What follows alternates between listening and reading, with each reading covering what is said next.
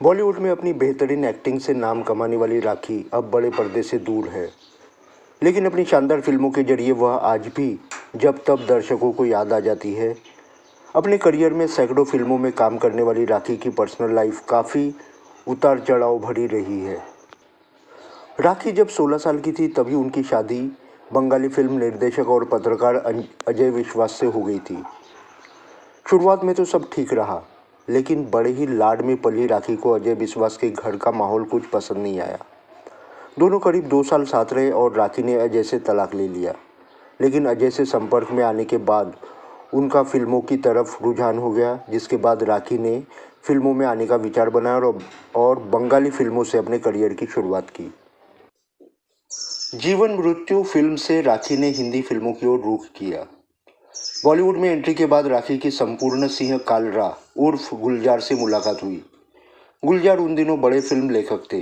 इसी दौरान किसी फिल्म पार्टी में राखी और गुलजार की मुलाकात हुई। राखी से पहली ही नज़र में गुलजार उन्हें दिल दे बैठे। कुछ समय तक एक दूसरे को डेट करने के बाद दोनों ने साल 1973 में शादी कर ली। लेकिन शादी से पहले गुलजार ने राखी से फिल्मों में काम ना करने की बात भी कही, जिसे राखी ने मान लिया। शादी के साल भर बाद ही राखी ने बेटी को जन्म दिया। गुलजार और राखी ने अपनी बेटी का नाम मेघना रखा। बेटी के जन्म के बाद राखी घर पर ही रहने लगी और अपनी बेटी की देखरेख में जुट गई। लेकिन बेटी की देखरेख के अलावा राखी के पास करने को कुछ नहीं था। ऐसे में राखी ने फिर से फिल्मों में वापसी का मन बनाया और गुलजार से इस बारे में बात की। लेकिन गुलजार ने कड़े शब्दों में राखी को इसके लिए मना कर लिया। इसके बाद साल 1975 में गुलजार अपनी फिल्म आंधी की लोकेशन की तलाश में कश्मीर गए थे, तो वह राखी को भी अपने साथ ले गए। कश्मीर में आंधी फिल्म की शूटिंग चल रही थी। शूटिंग के दौरान ही एक ऐसा वाकया घटा जिससे फिल्म में निर्देशक गुलजार से उनकी एक्ट्रेस पत्नी राखी को उनसे दूर कर दिया। इस फिल्म की हीरोइन थी सुचित्रा सेन और हीरो थे संजीव कुमार। जब एक दिन पूरी टीम पार्टी कर रही थी तब संजीव कुमार ने काफ़ी शराब पी ली। बाद में जब सुचित्रा अपने कमरे की ओर बढ़ी तो अचानक नशे में धुत संजीव ने उनका हाथ पकड़ लिया और अपनी ओर खींचने लगे। तभी वहां पहुंचे गुलजार ने सुचित्रा को बचाने की सोची। उन्होंने सुचित्रा का दूसरा हाथ पकड़ा और अपनी ओर खींचने लगे। इस खींचतान में सुचित्रा सेन का पारा चढ़ गया। वो संजीव कुमार से बेहद खफा हो गई। गुलजार ने संजीव कुमार से सुचित्रा सेन का हाथ छुड़ाया। किसी तरह गुलजार ने वहां सुचित्रा को निकाला और उन्हें उनके कमरे तक छोड़ने चले गए।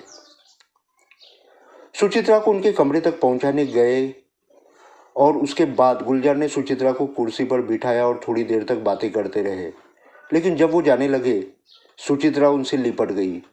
सुचित्रा काफ़ी डरी हुई थी और वह गुलजार को काफ़ी देर तक लिपटी रही। कमरे में आगे क्या हुआ यह बात तो गुलजार साहब या फिर सुचित्रा सेन ही बता सकते हैं। काफ़ी देर तक कमरे का दरवाजा नहीं खुला। इस पूरी घटना पर राखी का ध्यान था।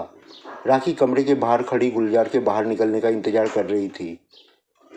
कुछ घंटे बाद जब गुलजार बाहर निकले और लौट रहे थे तभी राखी ने गुस्से में गुलजार से सवाल किया कि अपनी पसंदीदा एक्ट्रेस को उनके कमरे तक छोड़कर आ गए।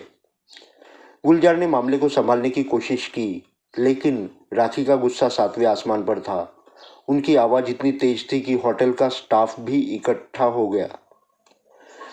इस पर गुलजार काफ़ी नाराज हो गए और राखी की बात को टालकर आगे बढ़ने लगे।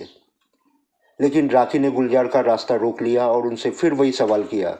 इस पर गुलजार को काफ़ी गुस्सा आ गया और राखी की बात सुनने के बाद गुलजार ने राखी को थप्पड़ मार दिया और उसके बाद अपने कमरे में चले गए और दरवाज़ा अंदर से बंद करके खूब शराब पी। उस रात गुलजार ने राखी की खूब पिटाई की थी। पति की पिटाई से आहत राखी ने दोबारा फिल्मों में जाने का मन बना लिया और यश चोपड़ा की फिल्म कभी कभी से नई पारी की शुरुआत कर दी। हालांकि अपनी गलती मानकर गुलजार ने राखी से माफ़ी मांगी और उन्हें मनाने की कोशिश की, लेकिन राखी इस पूरे वाक़ये को कभी नहीं भूल पाई। बाद में दोनों एक दूसरे से अलग हो गए और तब से लेकर अब तक उनके बीच में तल्खी बनी हुई है। हालांकि दोनों सार्वजनिक मंचों पर साथ दिखाई दे जाते हैं, लेकिन बीते 44 सालों से गुलजार अकेले ही रह रहे हैं। 75 की हो चुकी राखी अब बिल्कुल भी फिल्में नहीं करती। इसके साथ ही वह लाइमलाइट से भी कोसों दूर रहती है। बॉलीवुड की गलियों को अलविदा कह राखी अब पनवेल में अपने एक फार्म हाउस पर रहती है। वह पूरी तरह से किसान बन चुकी है। वह अपने फार्म हाउस में खेती करने के साथ ही जानवरों को भी पालती है और उनकी सेवा करती है।